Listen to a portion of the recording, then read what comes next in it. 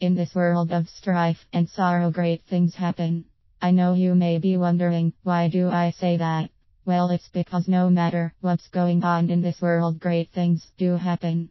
Although people are in a financial rut, people are losing their homes, people have lost their jobs, and people have lost their homes, great things still can happen. I have given up on my dream, was working a dead-end job, had no future, and even then still I was fortunate enough to find my passion and destiny by getting chased by a dog. I have been blessed to have a great thing happen to me. My name is Kendall S. Carmen. I'm a young man from the Miramar, Florida area. I'm an entrepreneur, pastor, singer, and martial artist.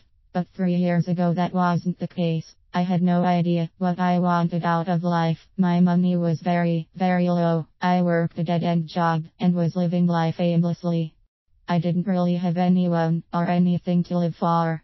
It is not a great thing for a human being to live life with no purpose or goal. But luckily for me, my identity and purpose fell right on my lap by getting chased by a dog. I grew up playing football all my life. I've been playing football ever since I was in middle school. I played high school football throughout all 4 years of high school, but didn't earn a football scholarship like my heart desired. I still wanted a football scholarship, so I left to Arizona to play football for a junior college named Mesa Community College in endeavors to earn a Division I football college scholarship. But the grass is not always greener on the other side. In other words, it didn't work out for me, and deep down I knew that there was something else out there for me, and it had nothing to do with football. So due to the fact that I'm over 2,000 miles away from home, I was living off my struggling single mother and the fact that she was also living with an abusive, violent man, I made a decision to go back home. Not to mention that I was the biggest bench warmer on the team and had no playing time. I figured that it would be more convenient for me to just go home. There you have it, ladies and gentlemen, just like that I gave up on my dreams. I'm sure you must be thinking that I should never give up, but I did give up. So I left Arizona and gave up on my dreams, leaving me empty, hopeless, aimless, and lost. I thought to myself, what now? So I went back home and got a job working at Jason's Deli part-time, making .00/HR and taking prerequisite classes at Broward Community College. My grades were suffering horribly. I changed majors like 5 times. I started college with a 3.8 GPA and ended up dropping to 2.2 GPA, working only 4 hours a day at my /hour job. Things were not the way I planned them to be. What a wonderful and productive lifestyle. Why, the way I was being sarcastic. But once upon a time, it was a Tuesday night, November 1st of 2011. I came home one night and I had the wrong letter delivered to my house. It belonged to this lady that lives down the street from me, about 100 meters away from my house. I wanted to go and give it to her that same night, but something in me told me to just give it to her tomorrow morning after coming home from my biology exam.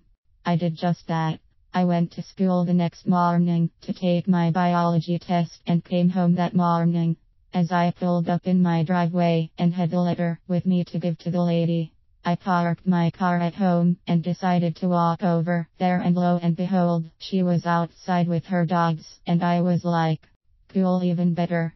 But although her house was 100 meters away, like I mentioned, her dog started running towards me. At first I disregarded it, but I looked at the dog and I said to myself, why the hell is this dog running at me like this? So I decided to run away because I'm chicken like that. I ran for about 200 meters and the dog just kept running after me. I got tired and stopped in front of a random man's house, picked up his recycling bin to fight the dog off, and it worked and the dog left. I apologized to the man and he told me that it was fine. Because of that, he grabbed my attention. Now mind you, I didn't know what I wanted out of life. I was just dabbling around life. So you can imagine the emotions I was feeling because of these questions and how curious I was getting. Even though I was living life aimlessly, that didn't mean that I didn't want more. By this man being really Interested in little old me made me feel special. After a few minutes, past the owner of the dog came around and told me that the dog was just playing with me. Me running away was a mistake, or was it? We arrived back at my house. She dropped me off at my house and I walked to my door. But before I touched the door knob to enter my house, something told me to go back and finish the conversation I had with that mysterious man. I walked back around and he was still outside waxing his beautiful Mercedes-Benz. Then I asked him, "Is there something you wanted to show me?" He said, "Yes, give me a moment, let me go get my laptop." He got out his laptop and I was blown away. I saw visions, signs, and wonders. I had fire shot up in my bones like the prophet Jeremiah because of my excitement. I found out what I wanted in life by getting chased by a dog. I found a reason to live. I began to dream again. I wasn't aimless anymore. I saw people being free and lives being changed. What I saw was people paying off debt, driving new cars, and firing their tyrant bosses. It was a surreal moment for me. Words can't explain what I have seen. You must see it for yourself. I discovered my true identity.